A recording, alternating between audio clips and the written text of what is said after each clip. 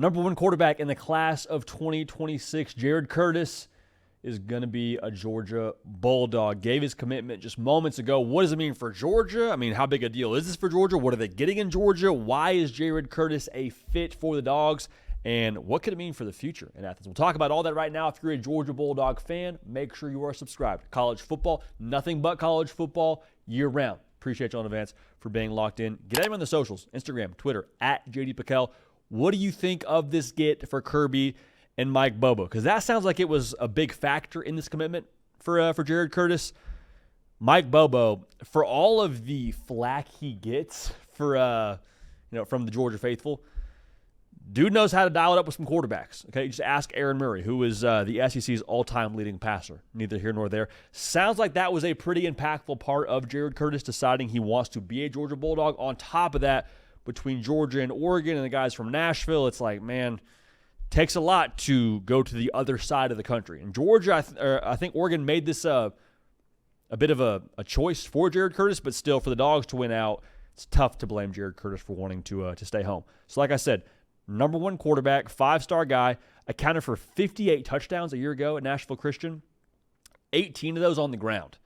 That's what excites me a lot about this get for Georgia. There's the obvious part of what he does throwing the football, tons of arm talent. I mean, we compare him to Matthew Stafford for his comparison professionally. That's saying something. But when Georgia has a guy that can run the football at quarterback, think Stetson Bennett. Remember how just dynamic that offense was? Like the fact that you can put the ball in the perimeter in an RPO game, but then if you don't like the look, have quarterback design and run attached to it and have an extra hat in the box or an extra hat to block what you have in the box with your running back. I love that. I love the way that looks. I think that's going to be something that Georgia is successful with when it's his time to play ball. The different skill set of what it brings in modern college football, I think you got to have a guy that can have some wiggle, and Jared Curtis, from what I just mentioned, 18 rushing touchdowns a year ago, over 600 yards on the ground, has some wiggle. So it's worth noting the timeline of this commitment is interesting because Jared Curtis at one point in time was committed to Georgia, decommits, recommits today, and to me this just says Georgia still got it. Like Georgia never lost it, but in the NIL era and them not winning the national title last year, that makes 2 years in a row and all this and all that, I think a lot of people were very quick to say, well, is Georgia still Georgia? Yeah, Georgia is still Georgia, especially on the recruiting trail. Like, I think when you think about, how recruits perceive Kirby Smart and perceive that logo, they understand if I go there and handle my business and buy into their process, buy into their culture and their way of doing things, I'm going to come out the other side a better football player, likely an NFL draft pick.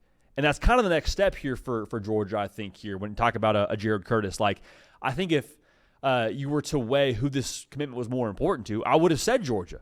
Because Oregon, their last couple of quarterbacks, going on their third quarterback this year in Dante Moore, have all been portal guys. Like Georgia, they don't have that same approach to how they build their roster. They'll go to the portal for sure, but I mean, really how they do things is they will recruit you, develop you in-house, and when it's your time to play, you ball out.